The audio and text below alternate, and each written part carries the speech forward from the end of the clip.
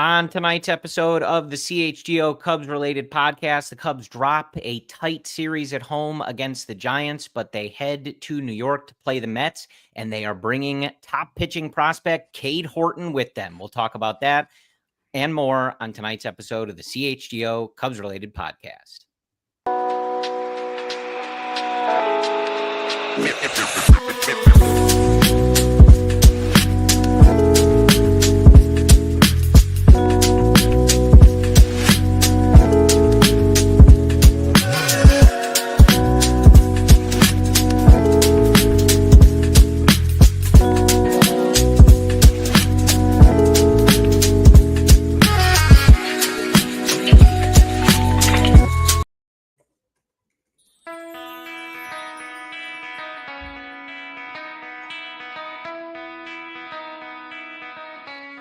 This is the CHGO Cubs Related Podcast, driven by Toyota. Let's go places and bet 365. Whatever the moment, it's never ordinary. Use code CHGO 365 at sign up. Hello, everyone. Welcome in. My name is Corey. I am joined, as always, by Brendan. We are coming to you on May 8th. And Brendan, the Cubs are still in first place. Still in first place. Cade Horton, Corey. It's the Cade Horton show. We've been waiting years for this. This will be a Cade Horton heavy episode. Want Brendan to break down what you can expect, what he does well, what he has not done as well at the minors, if anything, and just what we're getting with the Cubs' top pitching prospect. It's obviously very exciting. But we'll talk about some other stuff as well. Obviously, the series with San Francisco, a tough one, coming off a nice week for the Cubs. And we'll talk about Carson Kelly continuing to look like Barry Bonds, Dansby Swanson, who just needed to go on the road and be dropped in the order to completely heat back up again. We'll talk about maybe Justin Turner's role, Ryan Presley's role. Those conversations might be a little similar. We'll talk about it all. But before we get into Cade Horton, Brendan, just setting the table a little bit, especially on this off day. If you're listening on Friday morning, Cubs not playing until the evening in New York against the Mets. 4-2 road trip against the Pirates and the Brewers, their first against NL Central competition of the year. And then the Cubs come home. They blow the doors off the Giants in game 1 on Monday, and then lose a couple of close, frustrating games to kind of finish that series. Dansby Swanson, a major highlight throughout that. Carson Kelly continuing to do that. The series in Milwaukee was the PCA and Kyle Tucker series, which was a wonderful sight to see. So a lot going on, Brendan, and it's unfortunate the way that Giants series played out. Giants, a very good team. They have a very good pitching staff to start this 2025 season.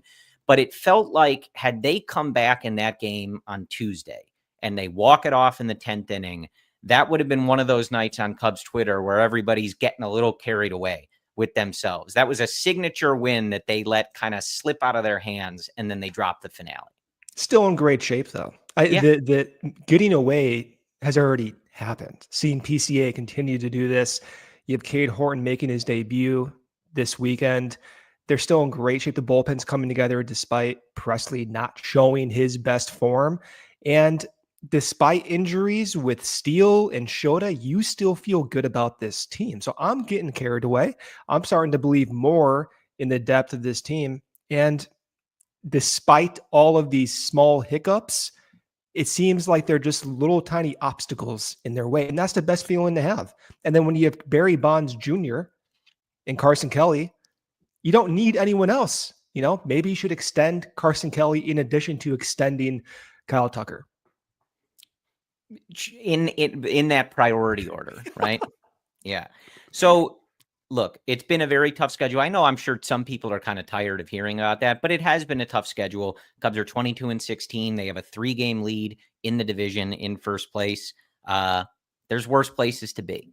So now let's transition into the big news. We are still, as we record this, we are live here on Thursday night, waiting for an official transaction. There's obviously going to be 40-man implications, corresponding moves.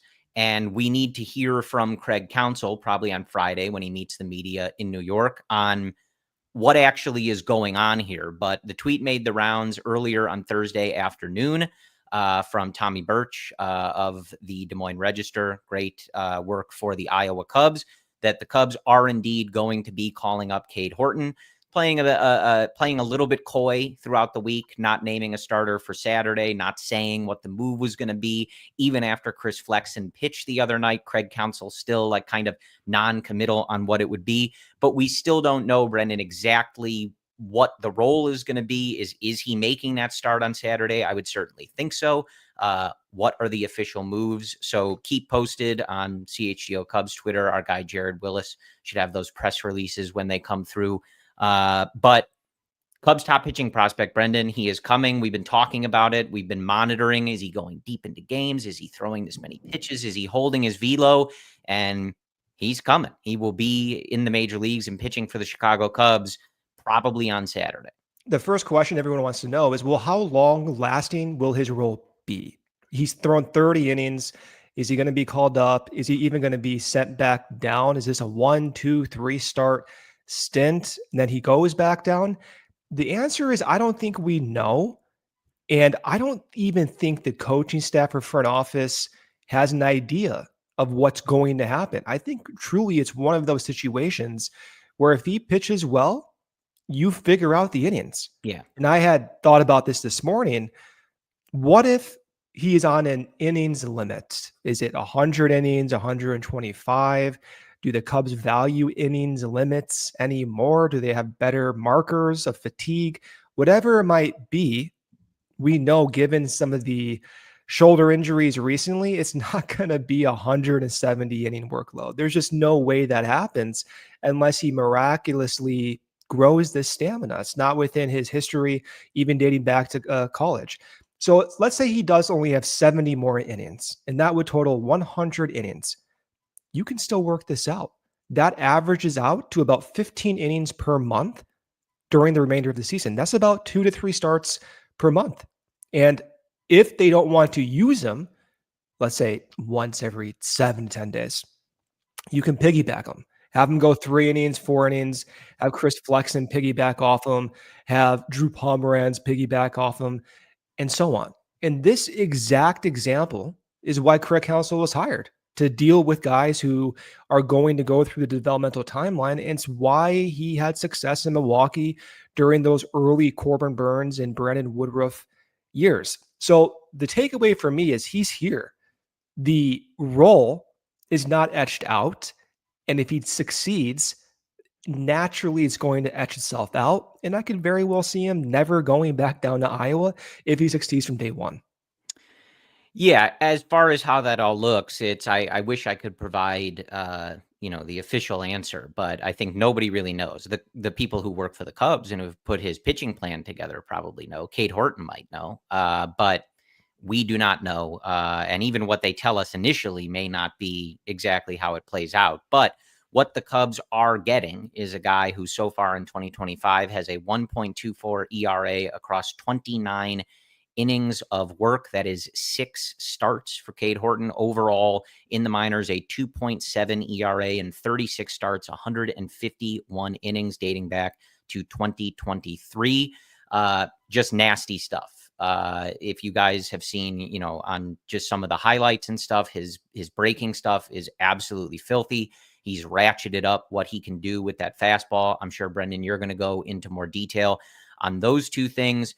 And I think the question for me as the season was rolling on was, it's a matter of when, not if, he comes up.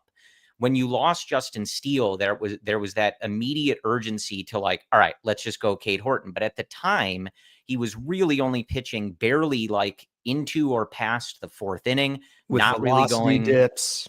Yes, and having velocity, significant ones as the game was going on. Since that time, he's improved in all of those areas, going a little deeper into games, going a little, past the 70 pitch mark, things like that. And I think once you lose Shota, maybe in an ideal world, everything's perfect, everything's going great. Shota and Steele are chugging along. They're both competing for a Cy Young. Maybe you're not pulling this trigger yet. You're going to continue letting him build up that stamina, see what he's got. when you're down your two top pitchers, you got to make this call. I'm glad to see they made this call. I know there was people, maybe they should wait for the Marlins or the White Sox. Do you want to debut him against an offense like the Mets? Who cares? You got to shoot for upside. Everything I've read, everything everybody talks about, these prospect writers and guys that know, suggest he is the type of guy that is up for this type of challenge. And he is a guy who wants the ball in New York. Let me make my debut pitching to Juan Soto. That's the attitude that Cade Horton is going to have. And you got to shoot for upside. We have seen that this offense on this team is capable of giving us a really fun season, Brendan. And the injuries to your top two starters, Shota, obviously, hopefully only just a month, but you're not going to get Justin Steele back. The pitching staff seems to be the area of concern as far as like matching what the offense has been capable of. And when you go down those two guys, I think you got to pull the trigger and go upside. They could have brought up Jordan Wicks. They could let Chris Flexen stretch out and do it, but go for the upside. Try to strike while the iron is hot. Cade Horton's pitching well. He's healthy. See if he can go out there. And even if it's only 4 or 5 innings at a time, see if he can make those really quality innings. It's a little different, though, than PCA's call up last year. PCA was called up when he was struggling offensively. And then he had that surgence in May, even though that was not the intention for the call up. Horton's clicking. So this is not, hey, our pitching depth is suffering and we need to make a move. This is Horton proving that he's ready to pitch. There is a little bit of a difference in how they've used guys in the past from the positional side and the pitching side. He is ready. He's going deeper into starts, throwing 6 innings, and his fastball shape has held up, and the stuff looks really good. So I'm confident. You talked about it was a matter of time for Horton to come up, and it was. But truthfully, entering the year, I did not expect this to happen so fast. The main reason is due to that shoulder injury. He missed the entire second half, and that signals to me like, young top prospect. They're going to be very careful with him. There might be a slow ramp-up period. And for him, he's, for me, exceeded that timeline. And this stuff looks better this year than it did last year, Corey. So it's not just a matter of health. It's a matter of him actually improving from last year. The shapes look better. The stuff looks better, getting more whiffs. He looks like a major league caliber pitcher. And if he continues to show these types of pitches, typically those pitch types yield results. It's a matter of staying within himself, staying, mentally confident, convicted on the mound with a greater environment, stress with the crowd in New York, and just tightening it up. And this group, this Cubs clubhouse, being veteran rich, seems like a perfect scenario for him to succeed. Yeah, absolutely. And I was reading a great article over with our friends at Bleacher Nation from Brian Smith, the one and only Brian Smith, friend of the podcast. And he was saying, he doesn't know the specifics, but he felt kind of like the Cubs have maybe treated him a little too carefully in terms of some of the limits and the pitch limits, the innings limits, and not suggesting like, look, if Cade Horton was on the Dodgers, he would throw 110 pitches on Saturday and probably need, surgery for a torn labrum in 2 months. Right. But it was just interesting to read that, of course, we see the conservative approach that they've been taking, but that doesn't necessarily mean that once he is up in the majors, it is exactly that conservative. It's going to be sort of an ever evolving process to make sure that as he continues, each start he has, Brendan, if he's doing well enough, may be the longest start each time he goes out there. Maybe the most pitches, and then he goes out there and does it again. And it may be a season high each time he goes out there, potentially. So you're going to have to see how he recovers, how he feels, how his body's adjusting. And again, what their exact plan for him is Saturday. Is he starting that game? Is there going to be an opener? Is there a set piggyback? We just don't know how they're going to execute this. He's thrown 6 innings multiple times. So I don't think it's as general as that. He's ready to throw 6 innings in a game. So if he does well, then there should be no reason to expect otherwise. He can't go six. I don't expect otherwise. I expect him to make this start and for him to be treated somewhat normally. I'm just saying at this moment, we just have not heard them say that. That's the only thing I'm saying. I was listening to Shota and Patrick give, their thoughts on how Craig House communicates to the media. He never says what we're going to do. You just see it. You never saw. Well, why give the Mets any preparation? Right. Yeah. And not only that, like you saw, okay, Dansby Swanson was struggling, never said explicitly, I'm going to drop him in the order. He just does it and he goes off, right? So it's better just to see what they do. That's the true way. We're going to keep talking about Cade Horton. We have to hit our first ad break here, but we're going to get into some of the specifics of what he's been doing. Brendan's got some very detailed graphs, so everybody get your reading glasses, maybe a pen and paper. Reading glasses, they're just clear. To make sure there's little dots. I saw it already. There's a bunch of little dots and stuff, but we're going to take our first ad break. More on Cubs top pitching prospect Cade Horton, who will be joining the team in New York after the break. Cubs fans, if you're thinking about upgrading your drive this season, Toyota's 2025 lineup is definitely worth a look. First up, there's the RAV4, a versatile, reliable, and always ready for a little adventure. Then there's the Grand Highlander, plenty of room, super comfortable, great for families or long road trips. And if you're looking for efficiency, the Corolla's got you covered. It's smart, stylish, and easy on gas. If you need something a little tougher, the Tacoma brings serious durability, whether you're on the road or off the beaten path. And finally, the Camry, sleek, fun drive, and packed with performance. You can check out this full lineup at Toyota.com or stop by your local Chicagoland dealership today. Toyota, let's go places. And become a CHGO diehard and upgrade your fandom also today. Get access to our exclusive written content, a free t-shirt, plenty of discounts on future merch and events, plus access to our CHGO Discord lounge, where we all hang out and talk Chicago sports and so much more, even argue if the Pope is a Cubs fan or a White Sox fan. Go to allchgo.com for the latest information on how you can join the thousands of CHGO diehards in our community. We cannot wait to connect with you on an even greater level. Just like your favorite team needs a home court advantage, your home needs a home floor advantage. And Empire Today can help you get it. Empire Today has flooring experts, dedicated flooring professionals who focus on flooring every single day. We've all been to those big store boxes. You wander endless aisles, and somehow you're hauling all these materials home, looking for an installer and coordinating everything by yourself. Those big box stores might have a flooring department, but the person helping you with flooring may have been doing sinks yesterday and could be stocking light bulbs tomorrow. Why is Empire Today your best bet for a new floor? They live and breathe flooring, and they will be with you every step of the way. It's a whole different ballgame. Schedule a free in-home estimate today, because some things are just better at home. CHGO listeners can receive a $350 discount when using promo code CHGO. Yes, you heard that right. A $350 discount with code CHGO. Restrictions apply. Visit empiretoday.com/CHGO for full details. All right, Brendan, back in. Let's keep talking about Cade Horton. So the probables that we do know for this weekend in New York, it's going to be Jamison Tyone on Friday, Matthew Boyd on Sunday. At some point, we got to talk about Matthew Boyd because he's been really good for the Chicago Cubs team.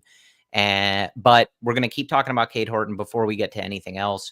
Brendan, why don't you dive into what he's doing well, and how he can be successful at the MLB level? And by that, I mean immediately striking out Juan Soto in, of course, embarrassing fashion, maybe a sword that ends up on, the Pitching Ninjas page. But who is Cade Horton, and what makes him the Cubs' top pitching prospect? You mentioned the swords. You're going to see a lot of swords, and the slider that he throws is his dominant secondary pitch type. So, for example, if you just ask the question, who does he look like? This graph is complicated. Quite frankly, it's kind of worthless. The reason I show it, and you're nodding your head in the background, I can see that over there. But the reason I show this graph is because this is not me cherry picking. This is me asking my computer, just find me like his closest sibling. That's all I care about. I don't want to look at horizontal break. I don't care about any of that stuff. Just show me who he looks like. And the guys who come back are Mason Miller's slider, George Kirby's slider. And the reason for this is because they have a very high release point steep angles, and they tend to generate a unique combination of vertical break and horizontal break. So if you're curious about what a slider looks like, you can go look at it, right? Or you can just look at someone like, like a George Kirby type slider. Now, the difference, though, is that Cade Horton's slider has about 12 inches of horizontal break. Your average slider is around 6 inches. And this is unique because the average slider with that type of like drop is much slower. So he's throwing like a pretty fast slider with a lot of sweep on it. That's why he's unique. Now, if you look at his fastball is also unique. And remember, look at that release point when you watch him. Okay. It's a very steep release point. Same exercise. Who does he look like? Find me a comparison. The computer this time says, oh, it's hard to find one. He's an outlier. That's why you see him at the very top of this graph. He's away from the normal distribution of guys. The computer cannot find a similar guy, but it tries. It says, hey, you look like Tyler Glasnow. You look like Sonny Gray. Look like Spencer Turnbull. And the reason, again, is because most guys do not have that unique combination of cut and ride. This is a trademark of the Cubs recently. It's cut ride guys. Justin Steele, Jameson Taillon when they had acquired him, Colin Ray, Chris Flexen, Brad Keller, Porter Hodge. That's how the Cubs have had success. And Cade Horton is all those guys on not literal steroids, but metaphorically steroids. He uses this fastball with these traits as his dominant pitch type, and rarely do you see a fastball like this. So when you're watching the games, just dial in on those two pitches. He's going to throw those about 80% of the time. He'll sink in a sinker. He'll change up the pace with a changeup, maybe once every 10 pitches. And then he may throw a curveball every now and then, which is still a work in progress. Slider, fastball, two very unique pitches. Looks like kind of Tyler Glasnow, looks a little bit like George Kirby as well. Great. Well, there you go. I want to give a shout out in our YouTube chat. Edward Elric loves the graphs. So, there's people, they tune in for it, man. That's what they're here for. They're not here for me. They're here for all those charts and data points, horizontal run, things like that. But look, Brendan, ultimately, it's exciting to see this. This is also one of those areas where you give a shout out to the Cubs scouting, development, their draft team. When they made this pick, it was a guy who was injured. And there was a lot of scrutiny over this pick. It certainly was not like, oh, he's the guy who's going next in the draft. They're definitely taking Cade Horton. So a lot of conversation around this pick. And the Cubs have they had the courage, if you want to call it that, to make that pick, stick with their guns. And they've developed into the point that they're calling him up with a sub 1.5 ERA in AAA. You got to feel pretty good about that from an organizational perspective. They're not, historically an organization in our lifetime, past Mark Pryor, an organization that we get these types of like upper tier pitching prospects like this. So this is exciting. I'm really looking forward. Killian. Anyway, yeah, but I'm looking forward to this, Brendan. And it's one of those things too, where, again, remembering like this will be his major league debut. If it is on Saturday in New York, it's a tough team, tough matchup. But I think, again, everything you read and hear about Cade Horton is that if this goes well, he's going to bottle that up, build on it, and go try to do better in the next start. And if it doesn't go well, he's going to learn from it. And same thing, he's going to bottle it up and do better in the next start. So I'm looking forward to seeing a Cubs pitcher and a pitching prospect that is so highly touted get an opportunity. And it comes at a time where the Cubs need it. Like maybe he's not going to be able to give you, complete game shutouts, depending on the pitches and the innings and however they're managing all of that. But the high ceiling is something that this rotation doesn't have as much of when you lose Justin Steele and Shota Imanaga. And, there's those times you got to call for reinforcements, man. And I'm looking forward to it and what he can bring to this team. Where do you fall on future expectations for him? Do you think he will be with the team the entire year if he succeeds, or do you think the Cubs will pull the brakes despite him being good? I wish I knew, man. Like I said, kind of trying to read, and I don't want to put words in his mouth, but, Brian's work at Bleacher Nation, just wondering if they were being more conservative than they needed to be, just as they're kind of building this up, coming back from the injury. I would expect that the Cubs would like him to contribute to this team if he's able to come up and have success and make adjustments at the major league level for the rest of this season. But how you would manage that and how comfortable they would be with that, depending on how his body's feeling, is just something that I can't really answer. So I would be kind of surprised if this was like a short, just burn it out kind of thing. Like he's got, whatever you said, 70 innings. We're going to make those starts every fifth day and then just shut him down for the year. But teams have done stuff like that before. And if that covered you get Shota back, give him extra time to rest, go make a move at the deadline. Maybe that could work. Maybe that's their plan. But imagine they're just taking this day by day. So I'm probably going to go along with that with them. Right. But it's a fair question because it's unlike other situations. Like we just know that they're going to be monitoring his innings. They're going to be monitoring his pitches. He hasn't hit a lot of these levels in the minor leagues or since he was in college, something even in college, depending on what you're talking about. So these are real things to consider. And if you see him go out and just dazzle when he makes his MLB debut, just something to keep in mind. Like, how are they going to manage this? And can we expect him to be doing this exact same thing come September, October? Just questions we can't answer right now. Yeah. I mean, you try to look at what Craig Counsell used to do, right? And this is years ago. The context has changed. Woodruff, he was not as highly touted as, some folks had him. Cade Horton as the best pitching prospect in the league last year, right? So a little bit different. But when he debuted in 2017, he totaled 111 innings, struggled a little bit at both AAA and at the big league level.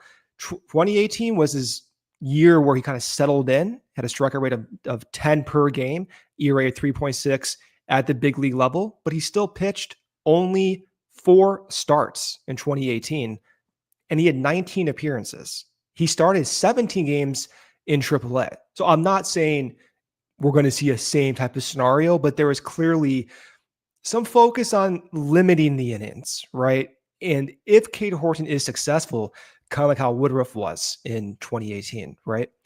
You can make do with just 70 more innings. I think the way to frame it is how valuable is 70 innings now through October with well above league average production? That's incredibly valuable. Think about what you typically trade at the deadline to acquire that value. So we're greedy. We want to see him go every fifth day, but just 70 innings of well above league average value costs a lot of prospects on the trade market. Yeah, I said this to our friend Ryan Tomier on Monday night at beautiful historic Wrigley Field while we were watching the Cubs beat the Giants. And maybe it's not a perfect comparison, but I'm kind of like preparing myself for a little bit of how I felt watching Rich Harden. Like maybe these outings are going to be short, but he's going to rack up these strikeouts and it's going to look sick while he's doing it. So good, dude. That splitter he threw. Oh my gosh, one of my favorites. Yeah, but that's the hope. I know you mentioned it, but, just looking again from Brian Smith's work, like you mentioned the slider, but when he developed it between 2024 and 2025, a 40.5% whiff rate on that slider in AAA. It's filth, Brendan. I mean, that's what you're getting. So it's exciting to add that to the rotation. We'll let Craig Counsell and Tommy Hotovy and Jed Hoyer figure out the pitching plan and recovery plan and all of that. But again, with Steele down, Shota down, I'm glad they're making this move. I'm glad they're not wasting any time. And I know a lot of people, either jokingly or otherwise, are nervous about this May and June stretch. This has been the area the last couple years where a good start has gone to die. Now, I firmly believe this Cubs team is different. Huge part of that is that Kyle Tucker is here. Have you guys heard me talk about Kyle Tucker before? Who? Kyle Tucker, the Chicago Cub. Yeah. But I know people are nervous about that, but that's part of what excites me about them making this call. Like, as we said, and Chris Flexen's been good. Maybe you'll talk about him coming out of the bullpen, but like they could have thrown him on Saturday. They could keep playing the waiting game with Cade Horton. Well, we want him to accomplish this in AAA, or we want him to get to 8 innings in AAA, whatever.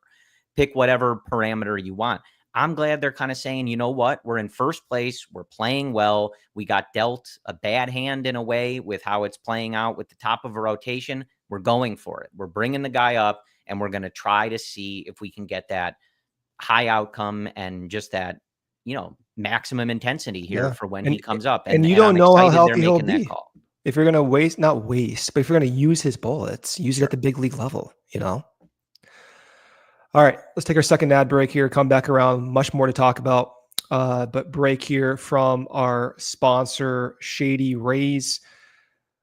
Our friends at Shady Rays are helping you get in the right frame of mind with their premium polarized shades that will not break the bank. Shady Rays is an independent sunglass company offering a world-class product rated 5 stars by over 300,000 people. Their sunglasses have durable frames and crystal clear optics, making them the perfect choice for all outdoor adventures. With so many colors available, you'll find a pair that is perfect for you, like maybe blue and red. If your shades ever go missing or take in an unexpected hit, don't sweat it. They have the most insane protection program in all of eyewear, every pair backed by their lost or broken replacement program. If you do not love your shades, exchange them for a new pair or return worry-free within 30 days. No risk when you shop. Their team always has your back with personal and fast support. CHGO viewers and listeners, go to shadyrays.com and save 35% off polarized glasses with code CHGO. Over 300,000 people have rated Shady Rays 5 stars, so use code CHGO today at shadyrays.com. No matter what outdoor activities you prefer, it's always important to have the best view. Right Optics offers a full range of optics products so you can see clearly. Everyone can use a good pair of binoculars.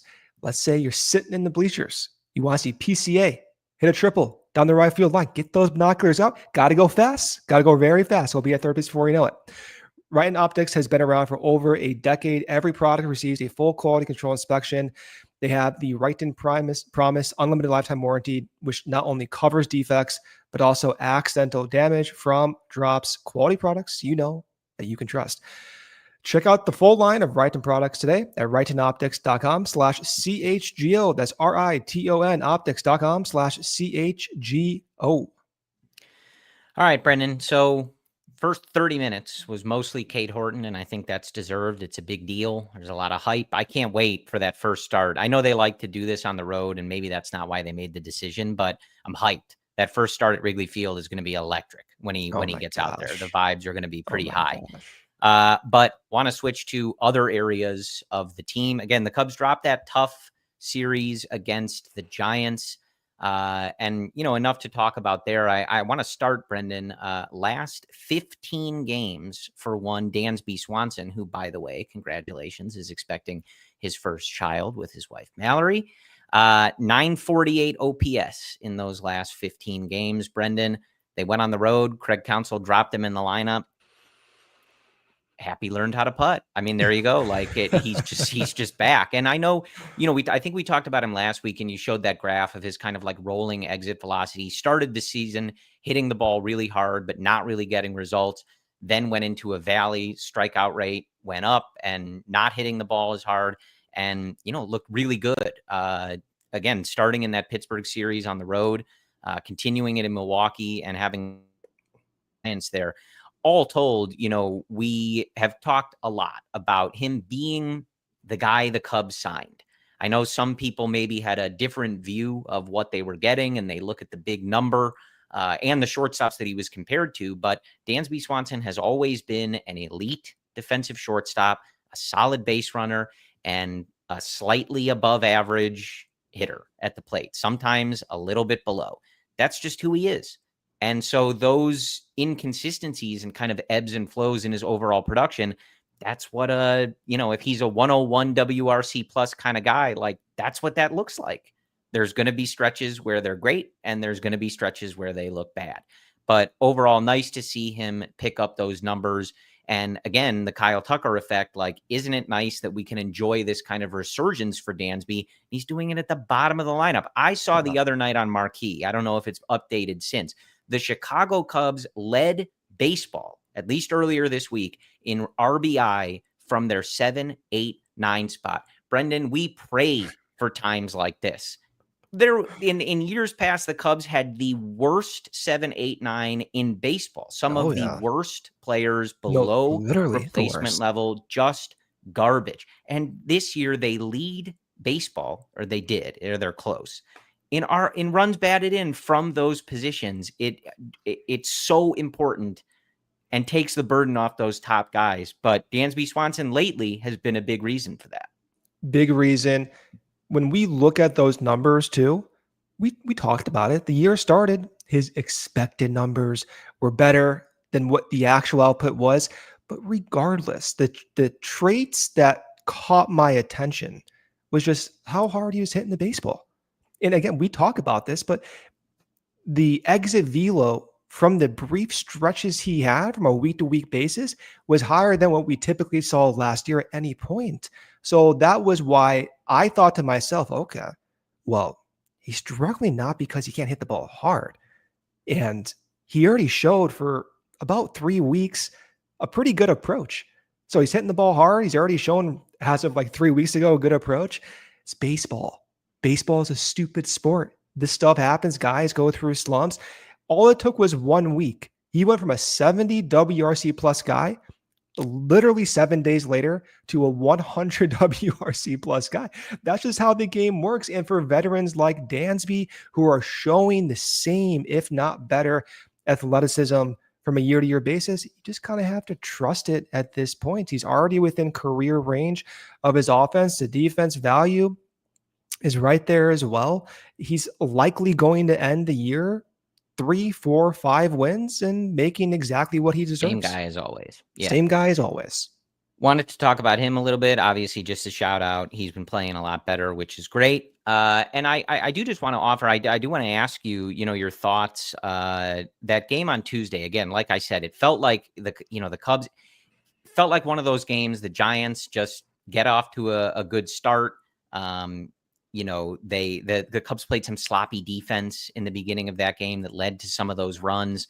And it just felt like, this just isn't their night. It was one of those nights where the BABIP luck was all for the Giants. Cubs ripped some balls, but they just weren't falling. Liners to right field. I know Seiya hit one. I think PCA hit one. Nico, I think, hit a few. Just all finding gloves. Yes, yeah. Right. Dansby as well toward the end of the game. And they came back anyway. And I got to tell you, man, like when Kyle Tucker came up and tied that game late. First pitch, they bring in a new reliever to pitch to him because they do the thing. Didn't they used to do that with Rizzo where they would change to the lefty even though he would still hit the lefty? Felt like that was that kind of move. Like they brought in the lefty to face Tucker. First pitch, smacks it up to middle. I was like, over the moon. I was like, this guy is so, man, this is the guy that they needed. He's here. This is just who he is. The only thing I wanted to say was that I think that game, especially that PCA plate appearance in the 10th, reflected kind of just like needing to remember, and it applies, I think, to Cade Horton as well, like where these guys are at. Ben Brown, too, who I want to talk about. Like, PCA is still 23, even though he's coming off that weekend in Milwaukee and he's playing like a star. His numbers are off the charts. There's still stuff to learn. And that's one of those at-bats where, you got to shorten up. You got to find a way to get the ball in the air. You got to find a way to get that run in and not chase, not expand your zone as much. But that's also one of the areas he succeeded in. He's hitting homers on balls that are down near the dirt or above him in the zone. It's all part of the process. And so, that was one of the areas where I was disappointed they didn't win that game. I felt like they had it. But at the same time, have to remember, like, just because a guy's going off and we're kind of deciding in our heads, like, okay, he's a superstar, give him the extension, like all this stuff, still stuff to learn. And that is okay. That is okay. Like, there's nothing wrong with that. It's part of the learning process. That at bat got overblown, in my opinion. That's why I'm addressing it. Yeah. That lefty was disgusting. Yes. He had a sweeper going across sweeper across his own, coming from the first base dugout. Rewatch it at bat. I'm not going to spend too much time on it, but yeah, the second strike, he whips outside the zone. Disgusting pitch. The pitch he strikes out on, he waits back on it. He recognizes it. He just missed it. The intention was there. So I don't think it was a learning experience. If anything, he almost executed. He almost did what you wanted. And I'll leave it at that. And we've seen too with the whole criticism on Seiya not being aggressive at times. Yeah, that's a problem at times. But when you zoom out, it's still those traits that make them successful. Yes. So if you start messing with that, you're messing with their innate features that got them to that a point. little bit of Joe Madden, Javi. You can't coach it out of them type of vibe. Yeah, like that's how Pete's been successful at the plate. You can't always. You sometimes you got to pick a lane. So, but I did. Yeah, that part of you saying it was overblown is why I wanted to address it. I agree with you. All right, moving on. Just going down the list. We got a lot to talk about. The Cubs are in first place. What else do we have? A lot of guys we got to talk about. We got Ben Brown. What else do we have? Yeah, and to Edward's point, I did want to bring that up recently, and we're talking about PCA. I remember he had a quote, I think in the Milwaukee series after one of those games, where he said, it's so easy to hit in this lineup. And to Edward's point, he says, with Tucker on the team this year, hopefully he will mitigate the annual June swoon. So to PCA's point about it being easy to hit in this lineup, that's not all Kyle Tucker. But I said this in the pregame show we did in Milwaukee. It's Carson Kelly. Yes, it is. I mean, part of it, yeah. But that's one of the reasons we harped on, and I'm sure some of you got tired of it, even if you were interested in it. They need a star. They need a star. They need the Mookie Betts and Freddie Freeman of their lineup. We said it over and over and over again. The deepness that you feel, the relentlessness of this lineup is not all attributed to Kyle Tucker, but his presence makes everybody better. And we talked about that even like the first week of the season, Brendan, you could feel it. Seiya doing his thing, Carson Kelly doing his thing, PCA doing his thing. You enjoy that all as complementary pieces to the most stable person in your lineup, the stud, the star, and that's Kyle Tucker. And when PCA says it's easy to hit in this lineup, that is a huge reason why. He dictates the pace, he sets the approach, and when you need that big hit, you're getting shut out. The plate approach is bad from everybody that day. They're just not putting good at bats together. Who is going to give you a good plate appearance and a good at bat? Kyle Tucker. He will be that guy that keeps their heads above water on days where they're just sinking. They're just not feeling it. And I do think he will be a type of person to mitigate any potential June swoon or any slumps from this offense. And that's not to say that he can't slump, but his slumps look a lot different than other guys. And so I did just want to say that, like, we harped on that for so long, and you are seeing when they talk about this offense being relentless and enjoying a guy like Nico hitting deeper in the order and bringing that elite contact ability to those different situations, or enjoying what Carson Kelly is doing, it's all buoyed by the star, Kyle Tucker. Yeah, I mean, the lineup top to bottom is just unbelievable with the production. You look at Kyle Tucker, 404 weighted on base average, batting 284 with 9 home runs. Michael Busch, 363 WOBA, 6 home runs. PCA, 9 home runs at 362 WOBA. Seiya, 358 WOBA. Ian Happ, leadoff guy Ian Happ, 340 WOBA. Strikeout rate, Ian Happ, 18%. Walk rate, 13%. So what I was going to add is how nice, is it to enjoy Ian Happ as the leadoff hitter, and as he's now doing it in a deeper lineup with those stars, Kyle Tucker, Seiya Suzuki behind him, currently would be putting up the best on base percentage of his career. He is thriving in this role. He is such a good candidate for that leadoff spot and how he pairs with those guys behind him. Then you have Carson Kelly. 444 weighted on base average. He's putting up Aaron Judge numbers. And also you have Miguel Amaya. Miguel Amaya, if this were 2023, the numbers he's putting up, 75 plate appearances as a 325 WOBA, batting 257, 3 homers. Cranking homers off of Justin Verlander. Absolutely. And clutch hits too. So top to bottom, you're getting clutch, timely hitting, but you're also doing it in a way that's not like volatile. You're not seeing these guys whiff at extreme rates. And this is a topic you and I have always discussed, but from my fans' perspective, I'm a little anxious whenever I watch a lineup who's boom or bust. And with this Cubs lineup, when you see, say, Suzuki's contact rate, Ian Happ's contact rate, PCA's 80+ contact rate, all these guys make above league average contact. It's unfamiliar. This is unfamiliar, even dating back to the golden era when you had a high offensive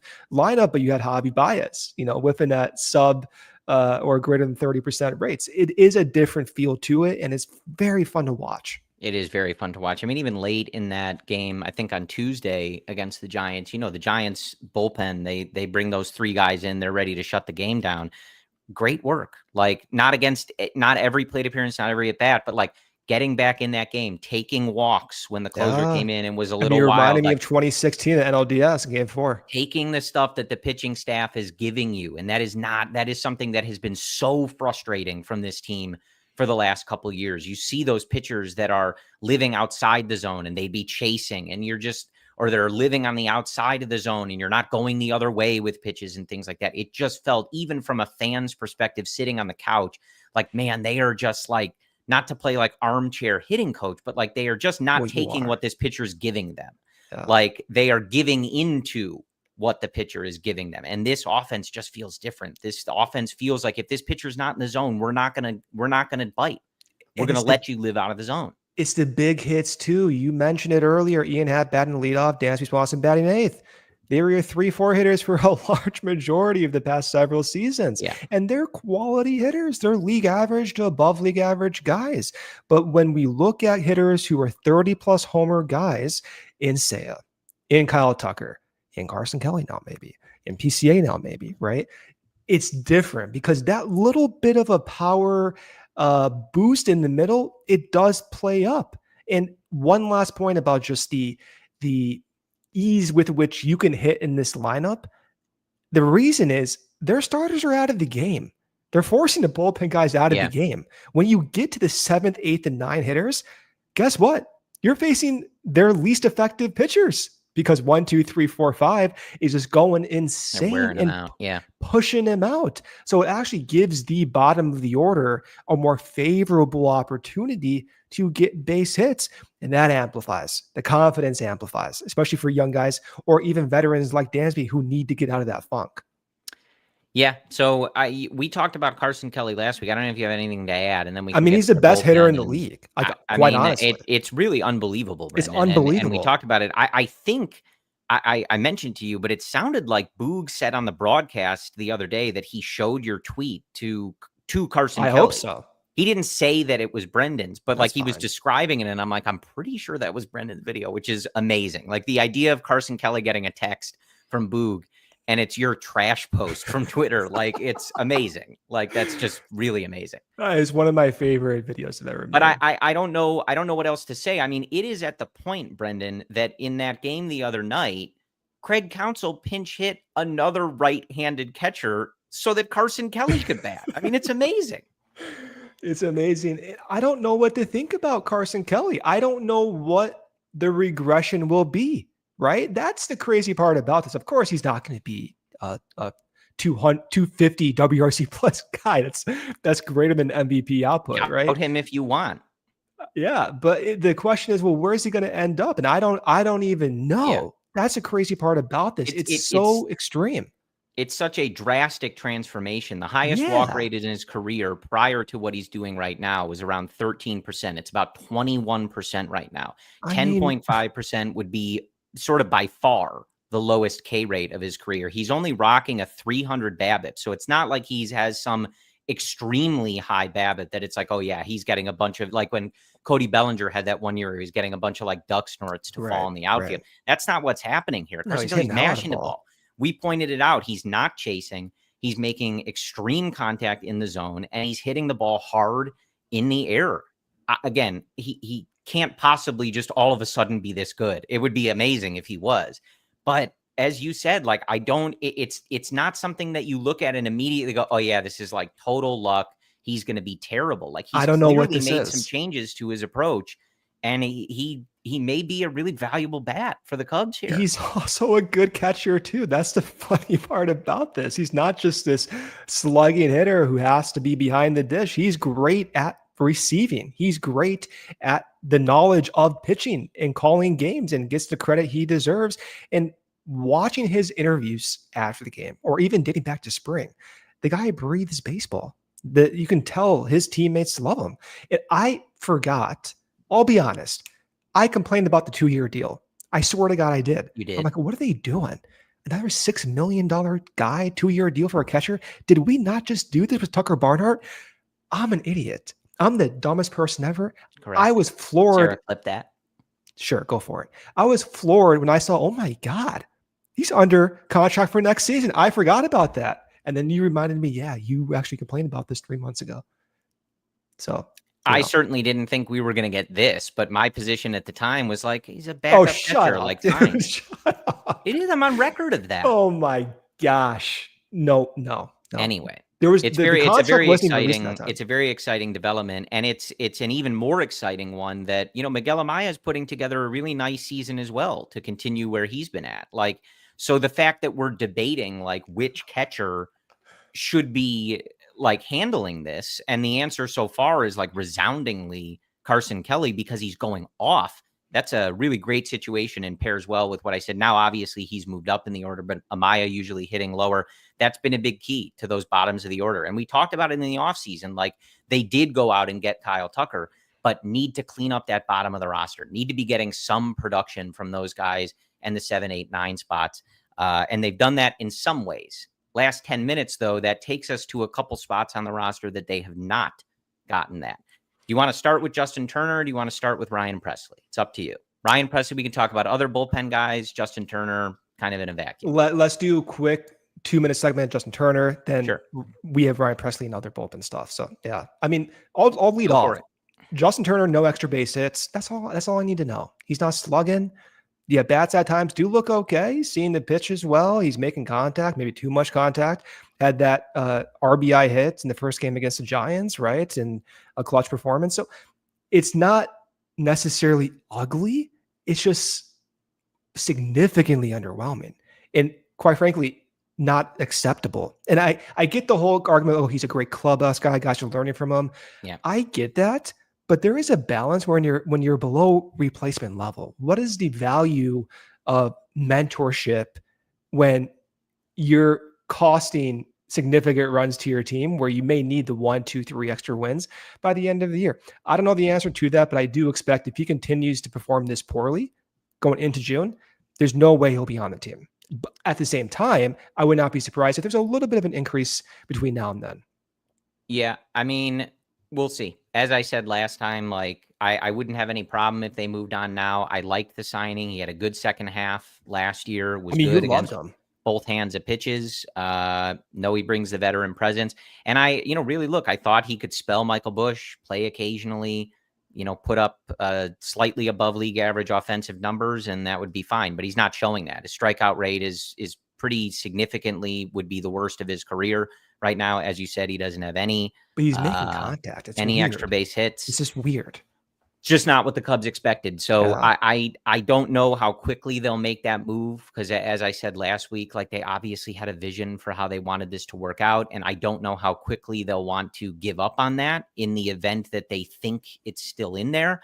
But yeah, dude, like at some point, like especially while we're trying to figure out the third base thing on a nightly basis, like if Matt Shaw were here and killing it at third base, or you had signed Alex Bregman, then maybe no one would care about who's spelling Michael Busch at first base. But Turner's playing enough that the lack of any production is an issue. And at some point also, like, I rarely take issue with much that Craig does, but like if he's going to play, he should be in the 8 or like 9 spot.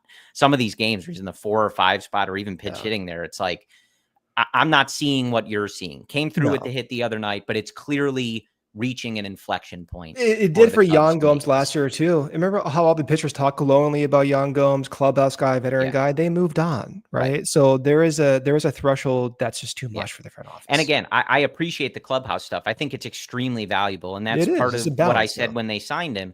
But yeah, you do kind of reach that point where it's like, if you want to be a great clubhouse presence, you could be like the bench coach or something like that. Like that's right. At some point, guys got to produce on the field. So that's right. We'll see how they go about that.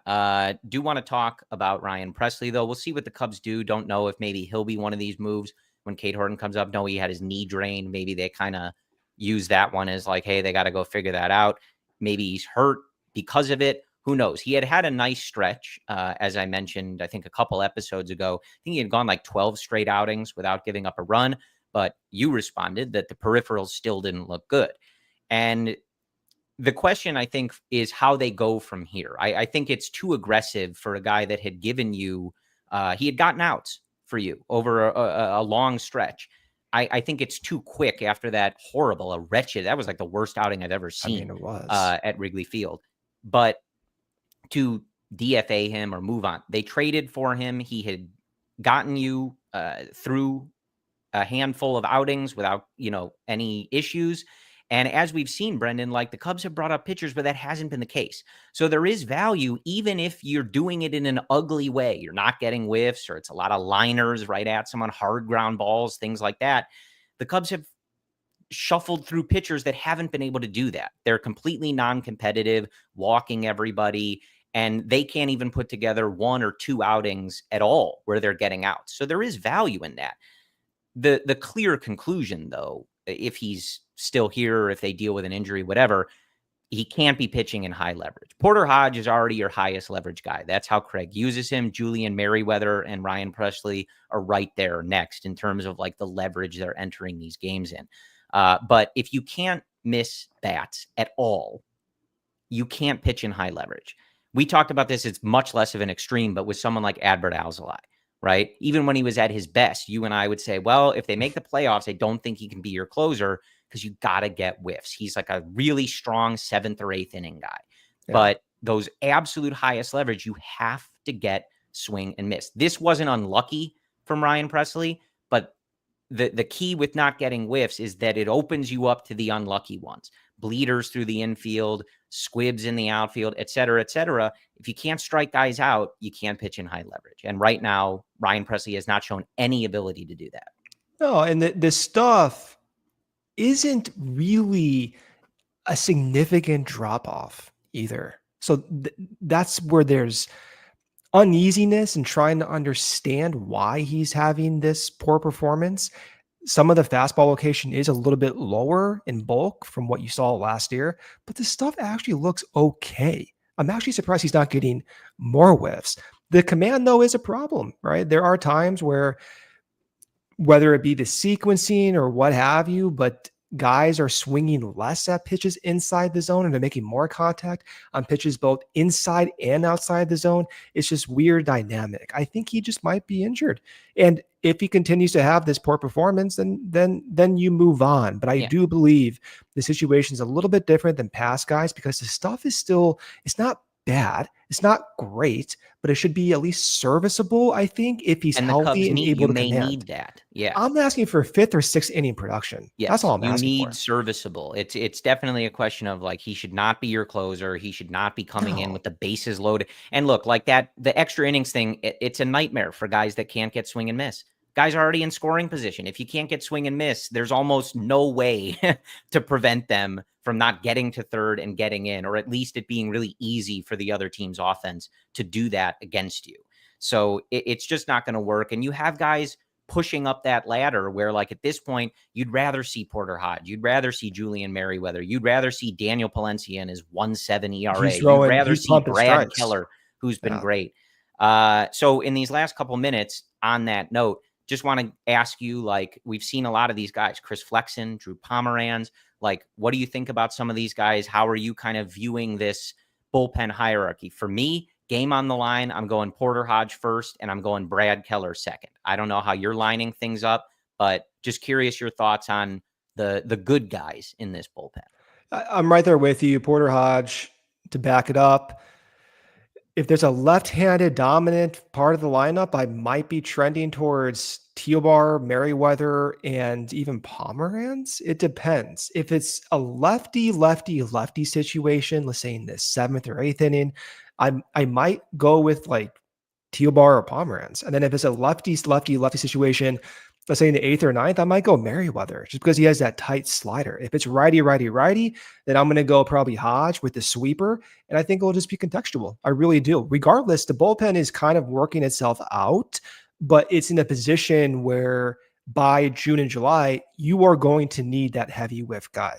You're going to need that bona fide fireman guy. Whether you want to call him a closer or not, you're going to need one of those guys that just project to be more stable, because despite what we're seeing, there's some volatility to the bullpen because they have not done it with some semblance of consistency. So I imagine to project August and September, you would want someone who's done it recently for 1 to 2 seasons prior.